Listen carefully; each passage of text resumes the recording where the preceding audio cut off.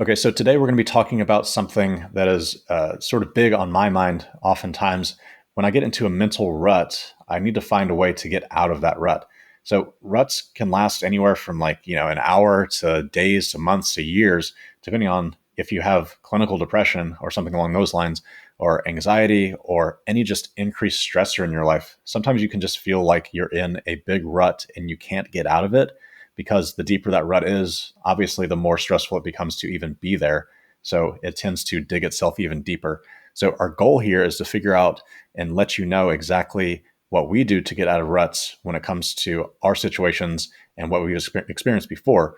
So without further ado, let's start talking about the 4 or 5 steps that we like to take and give you some actionable items that you can implement into your own life. Buckle up and get ready to smash your health and fitness goals.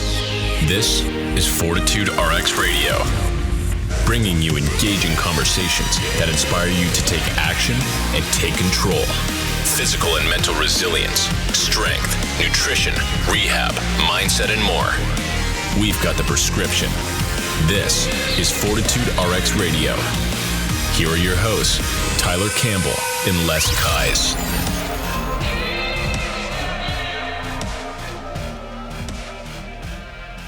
All right, so the first thing I want you to do is get a morning routine started. Wake up no later than 6 a.m., meditate, hit the gym, have a productive power hour, and I'm just joking. So you see how stupid that is to have some random arbitrary set of actions forced into your life in order to try to change who you are, how you think, or how you respond to the world. It's not really about this millionaire, billionaire morning routine thing that you try to wake up super early and burn incense and cry about your problems purposefully before you start your day. This is more realistic stuff that I want to talk about and how you can actually change how you view the world and how you view this rut so that you know how to actually get out of it. So with that, my first step is to adjust your scope. So if you look through a scope or binoculars or anything like that, you're going to be zoomed into a certain amount of view finding, essentially, to see what your problems are, what you're going to do about them, and things like that. When someone's in a rut or a hyper-focused and hyper-vigilant state, essentially, of focusing on their problems, because ruts tend to sort of be that thing that forces us into this zoomed-in period, is that you are too zoomed in. You're literally only seeing the issues that are there and none of the opportunities that are there to fix it or to get yourself out of the rut in general. You may be missing people that you're meeting because you're too far into this rut, or you may be not making those connections or giving yourself the opportunity to get better because you're so focused and zoomed in. So oftentimes when we're in these super zoomed in states, we have to take a step back. We have to take a moment, whether it's a literal moment of just breathing, or it's you have to make a concerted effort to, over weeks and months, to start to actually look around you and see how you can make improvements and who you can meet, who you can talk to, and things like that to get out of this rut in general. This is less of a practical sort of thing when it comes to like do this one simple trick sort of thing. It's more of like how you view the world and how you recognize that you are too zoomed in. So Les, I know you wanted to talk about a few things as well when it comes to this sort of stuff. So what is it that you're thinking about this stuff? I am someone that I struggle with this pretty frequently. And I've had to take a long time to figure out some of the things that just simply work for me. They may work for you, and it's just going to depend on the person. But if you can start trying different tendencies, maybe that's meditation, maybe that's reading, maybe that's talking to somebody, maybe it's a combination of a lot of those things. Diet and exercise, a lot of these things are going to help you get out of this rut. But it's almost always going to be some level of purpose and sense of productivity that actually gets you to feel better about yourself. So if you don't really have a sense of purpose and you're not really achieving things, and that even goes down to the small, minute tasks of your day, if you're not getting those things done, you're going to dig yourself deeper and deeper into these ruts. So the biggest thing I would say is try to stick to your routine. If you're feeling down, still show up to work on time. Get through your day with some level of purpose. Like play with your animals, hang out with your kids, take the trash out, just all of your normal small daily things. Get those done and get those done with some level of purpose. and you will start to build small wins up, which will make you feel better. Now, it'll also help you to start making a list daily of just a few small wins that you plan to achieve. That could be as simple as I am now going to wake up and make my bed today. I would like to keep it to just 5 simple tasks. Maybe that's respond to this email, make my bed, whatever these things may be. If you can just knock out those 5 things a day, you'll also start to build some level of achievement and start to help you work on some of these things that may be bothering you and feel like this giant monster staring at you from down the hall. So, like, if you are stressed about some sort of finance issue, just make one of those pieces of your list daily some small step that's going to help you work closer to that goal. Whether that's, I will now set up some auto draft to save some very small amount of money towards this goal, or whatever it may be. If you can just start knocking out small things on that list daily, it's going to help you to get out of that rut. Two of the biggest things that help me when I am getting a sense of down is I just have someone that I can talk to about this and just get it off my chest. Because holding it in is going to be one of the biggest issues that we face. Is we just feel like we're bottling all of these things up inside and we don't really get to express them. So I'm lucky enough that I can just simply look at my wife when I'm feeling off in the morning and just tell her, hey, today is an off day for me. I'm just not feeling in the right headspace for some reason. And she doesn't necessarily feel sorry for me. I don't really need that. Almost all the time, a sense of somebody feeling sorry for you is not going to help you out of that rut. So if you can have somebody that's just objective and just says, I'm sorry, and what can we do to make it better? So there's going to be some level of how do we move forward from this? Not just, oh, I'm so sorry everything happened to you or that you feel this way, but some sense of I'm here with you. Let's get through this together is going to help a bunch.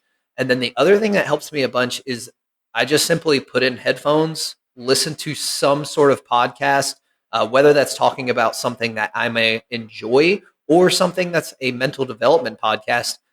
Either of those are fine. And I just go on some sort of walk or do some sort of light exercise.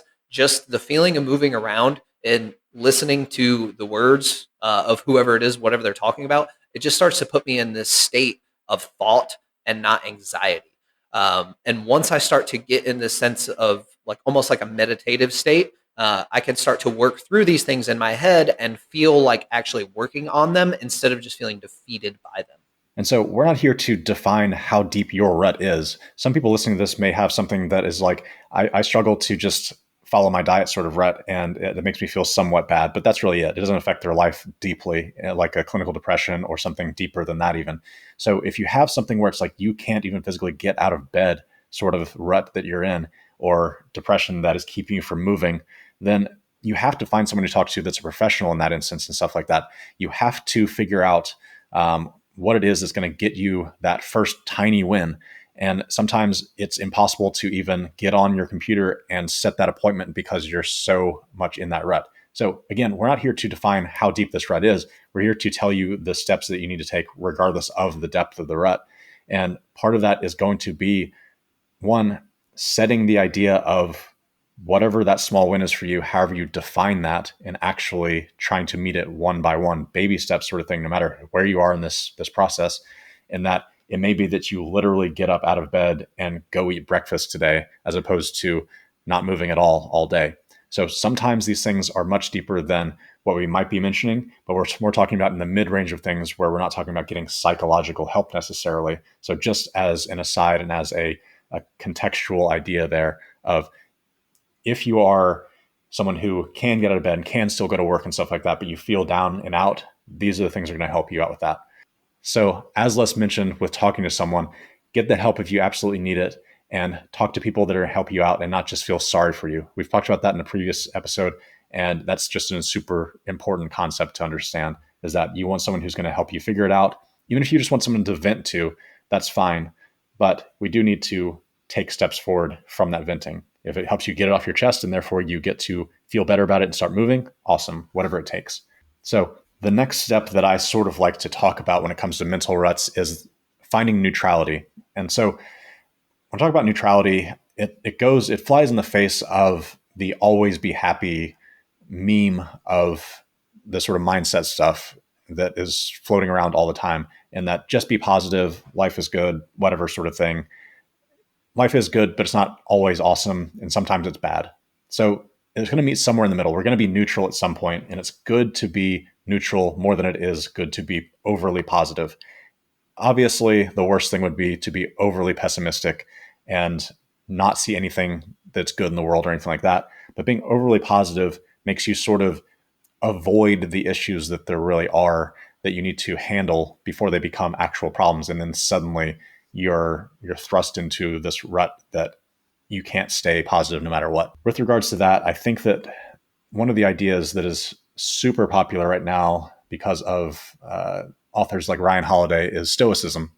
And Stoicism is sort of going to be this neutral thing that is supposed to be neutral, but sort of flies into the apathy stage of things. So when I do talk about neutrality, I'm not talking about being apathetic to things and moving into that side of stuff. We're more so talking about being able to objectively view things. And that's where Stoicism really is rooted in, is being able to objectively view it and adjust based on what's actually occurring, as opposed to the sort of misguided Stoicism of just sitting back and watching and not caring at all. So I think that that's a big part that I've mistakenly done myself, is to go into the super apathetic role rather than being neutral about things and reaching into positive or negative, depending on what I actually need to do.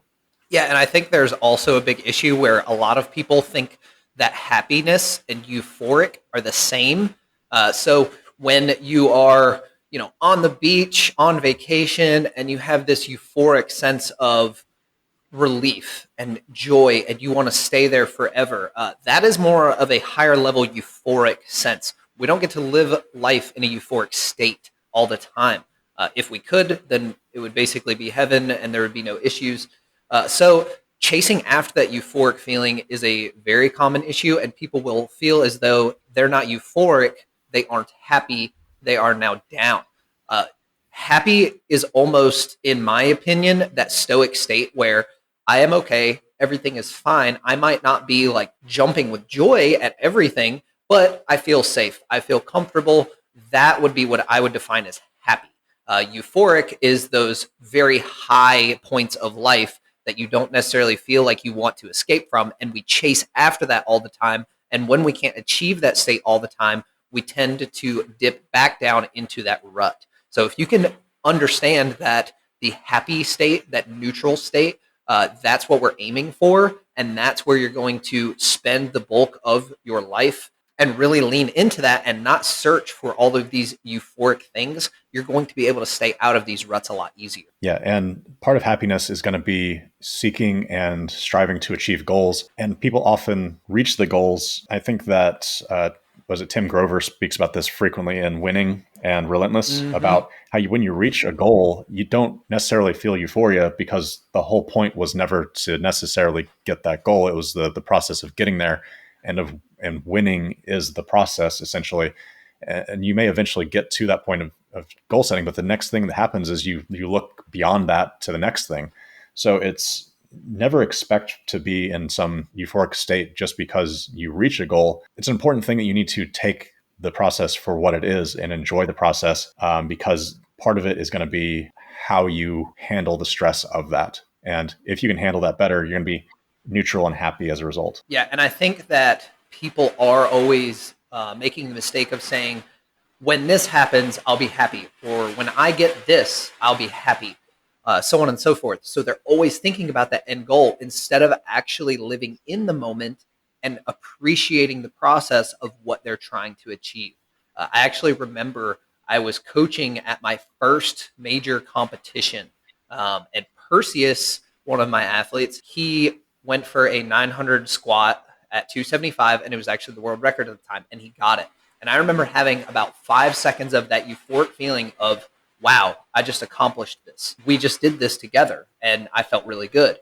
Right after that 5 seconds, I actually had a really big sense of down and fear, and all I could think of was, okay, but what's next? I've been putting everything I can into this athlete, into us trying to achieve this goal, but what do I work on next? So that sense of accomplishment from that goal only lasted a short period of time. And I had to then learn the lesson of, what do I work on next? What's going to continue me in this progressive state? Because that's where I found I was most happy. It wasn't when I actually achieved this thing. It was the process of getting to that and feeling a constant sense of progression and work towards a goal. Yeah, absolutely. I think you're describing essentially the valley of despair sort of thing, where you have this super high and then just a harsh dip below your baseline of like, oh shit, what's now what?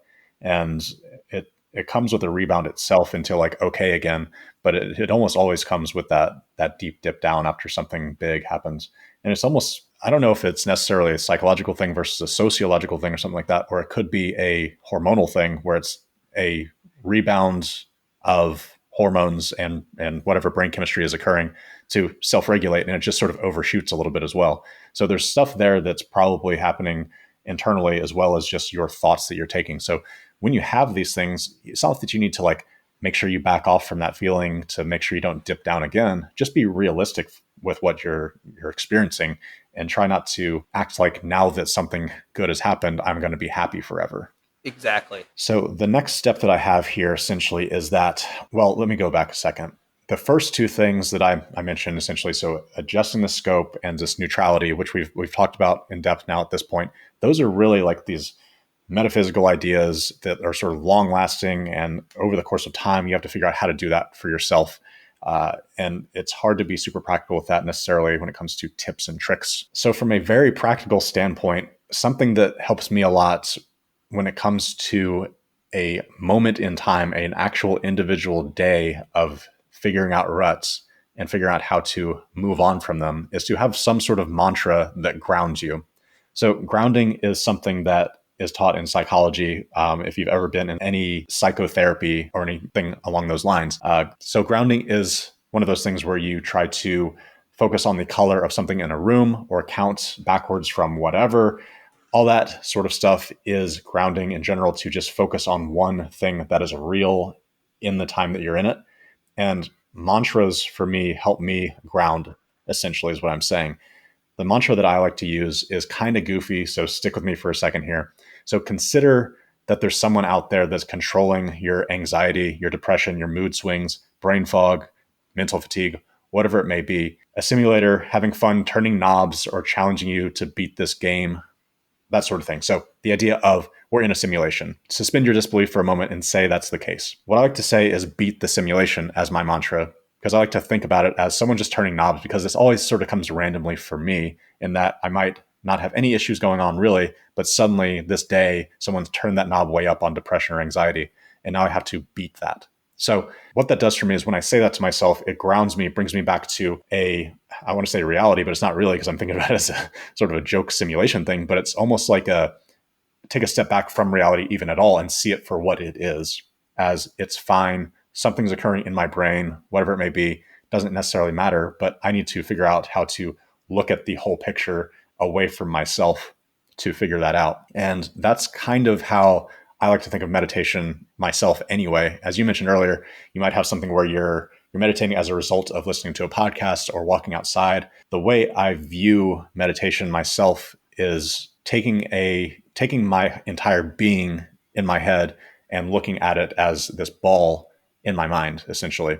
And it can be when your eyes open, walking around, stuff like that, doesn't really matter. But you view it as your whole world, and you're looking at the problem that you're experiencing, essentially.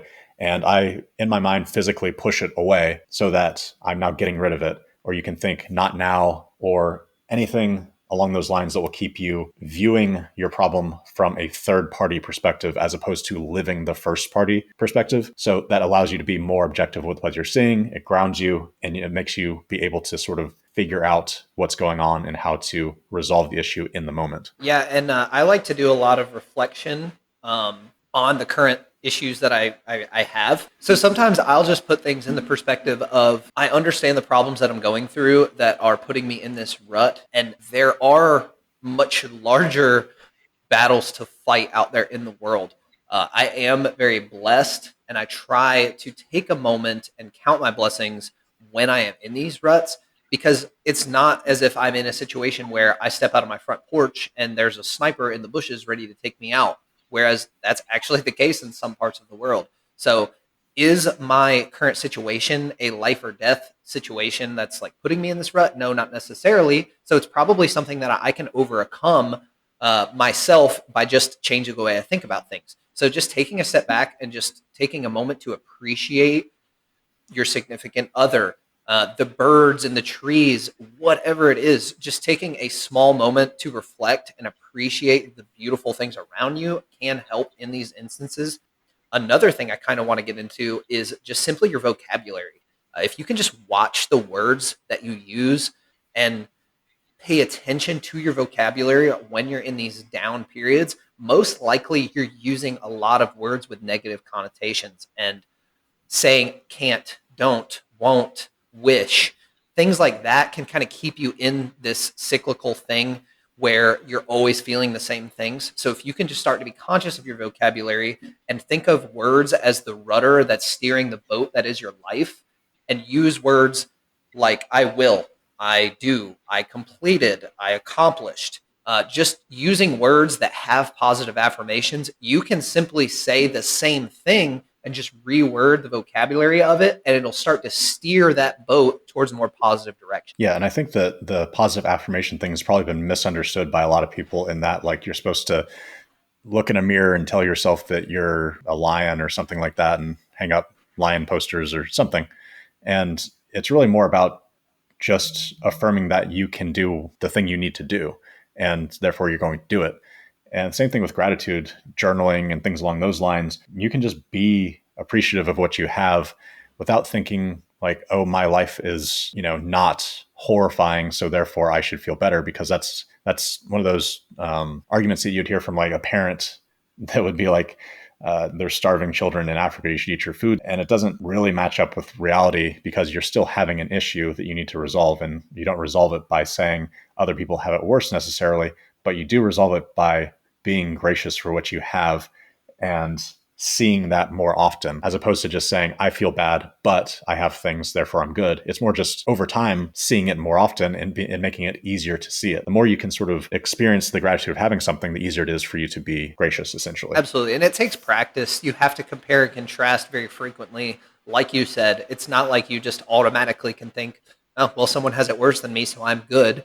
No, you still have to take a moment and really try to think through the things that you are appreciative of. So one of the last things I want to talk about is sort of filling the rut. And what I mean by this is that you have this rut that amplifies depression or anxiety or anything that you have that's going on that's causing the rut to even occur. And when you have this deep rut, these things sit on top of you. They fill in the rut above you, making it feel like you can't get out of it, as if you're being buried alive by this stuff, this depression, anxiety, etc. So what we want to do is fill the rut underneath you to bring you up.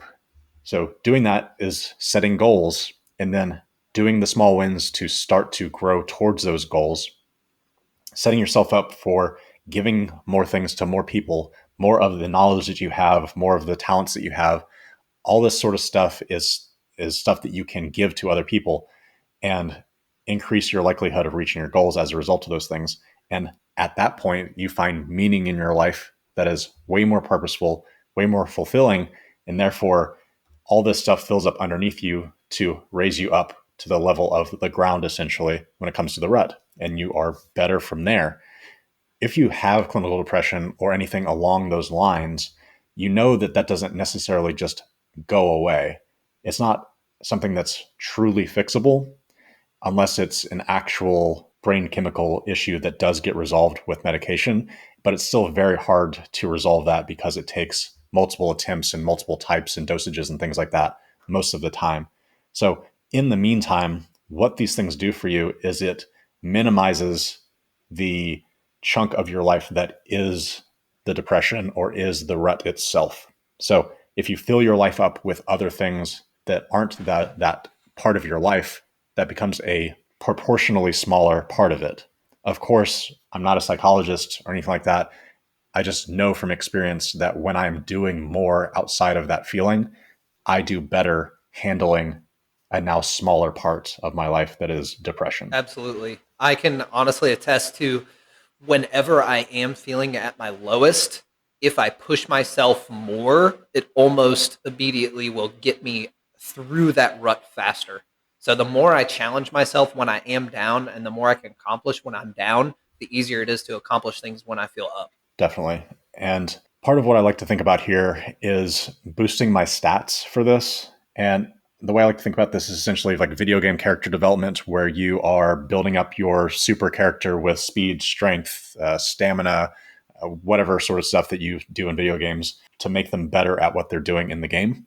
You have essentially what I consider 6 domains of, I don't want to say happiness, but of fulfillment, of something that matters to you, meaning, I guess you could say, stuff that fills up your life. We'll call it that.